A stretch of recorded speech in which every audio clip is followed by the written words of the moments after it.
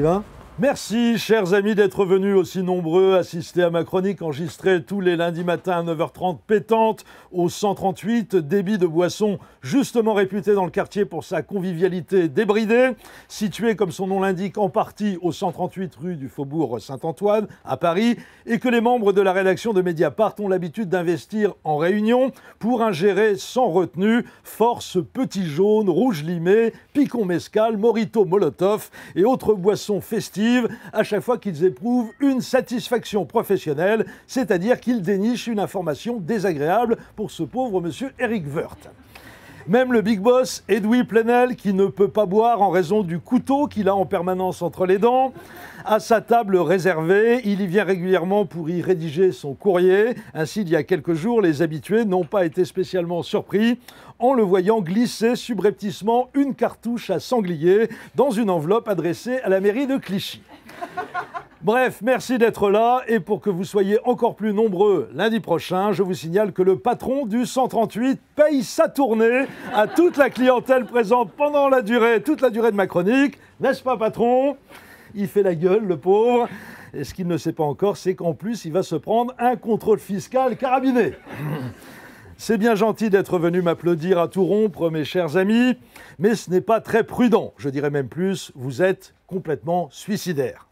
Se rendre dans un lieu public sans aucune protection, c'est pure folie. Manifestement, vous n'avez pas lu l'interview que vient de donner au JDD M. Bernard Squarcini, l'éminent patron de la prestigieuse DCRI, Division Centrale du Renseignement Intérieur, qui déclare ceci: en matière de menaces terroristes sur la France, tous les clignotants sont dans le rouge. Nous sommes aujourd'hui au même niveau de menace qu'en 1995, et ce, indique M. Squarcini, en raison de l'engagement de la France en Afghanistan, mais aussi de ses prises de position fermes sur certains débats de société, comme la question du voile intégral. Et de conclure en précisant: nos services déjouent actuellement 2 attentats islamistes par an. Moi, quand j'ai lu ça, j'ai été terrifié. D'ailleurs, depuis, je ne quitte plus mon casque de scooter. Et pourtant, j'ai bien conscience que sur un plan esthétique, ce n'est pas forcément avec que je suis le plus à mon avantage. Non, ça me va bien? Merci, c'est gentil. Non, sérieusement, j'ai la trouille. Vous avez entendu ce qu'a dit M. Squarcini? Tous les clignotants sont au rouge. La vache! Quand je pense qu'il y a encore dans ce pays des inconscients qui vont manifester dans les rues par dizaines de milliers, mais ils sont malades. En plus, ils mettent en danger la vie des forces de l'ordre. Vous savez, ce ne sont pas des paroles en l'air qu'a prononcé M. Squarcini. C'est un type sérieux, qui ne fait pas de politique. Ouh là là, non. Bon, il connaît un peu M. Sarkozy, avec qui il a travaillé par le passé, quand ce dernier était ministre de l'Intérieur, mais c'est avant tout un grand flic, comme on dit, un technicien du renseignement. Je vous rappelle que c'est quand même lui qui a dirigé il y a 2 ans cette opération exemplaire qui a permis le démantèlement du terrible groupe de Tarnac. Mais si, souvenez-vous, la filière anarcho-autonome d'ultra-gauche corésienne, les Tupamaros Zapato milvachistes, dirigés d'une main de fer par le redoutable Julián Kupat. À partir de leur base arrière, une épicerie tapie dans l'ombre, ces sociopathes fanatiques, littéralement lobotomisés par la lecture intensive des œuvres de Lancelot Del Vasto et de René Dumont, ainsi que l'écoute des albums de Lenny Escudero, fomentaient des attentats suicides au fromage de chèvre au lait cru non pasteurisé. Ils avaient été mis hors d'état de nuire in extremis grâce à l'intervention d'une petite 150aine de commandos de choc de la DCRI, appuyés par une dizaine de cars de CRS, 2 hélicoptères et une station radar volante de type AWACS, prêtée par la NSA pour la circonstance.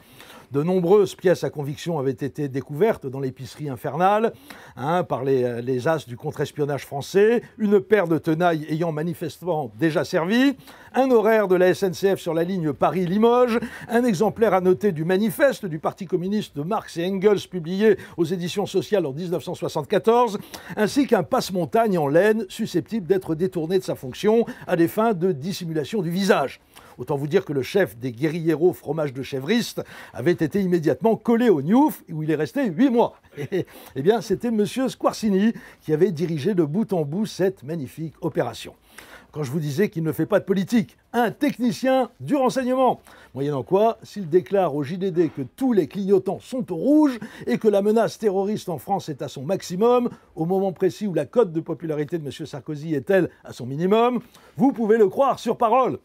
D'après les informations ultra confidentielles que les hommes de M. Squarcini ont fait remonter de leurs sources sur le terrain, et là ça doit rester entre nous, une cellule dormante de Roms polygames convertis à l'islam radical, actuellement tous employés comme bagagistes à l'aéroport de Roissy, mais s'étant tous rencontrés alors qu'ils travaillaient à l'usine Motobécane de Levallois. Motobécane dont je rappelle que le Mollah Omar détient la concession exclusive pour tout l'Afghanistan. Et oui, donc cette cellule de Roms polygames, associée pour la circonstance à un commando de l'Opus Dei, téléguidé par les services spéciaux du Vatican, envisagerait de détourner simultanément plusieurs Airbus effectuant des vols vers Bucarest pour le compte du ministère de l'Intérieur, afin de les précipiter contre les 2 tours de Notre-Dame le soir de Noël, où Mireille Mathieu doit se produire en même temps que les petits chanteurs à la Croix de Bois, ainsi que les Gypsy Kings, considérés comme des collabos par les Roms radicaux. Voilà. Il s'agit d'une information ultra confidentielle que M. Squarcini garde pour lui pour l'instant. Il ne la sortira qu'après la journée d'action du 23 septembre, s'il y a eu beaucoup de monde dans les manifs. Allez, à lundi les amis, et d'ici là, planquez-vous!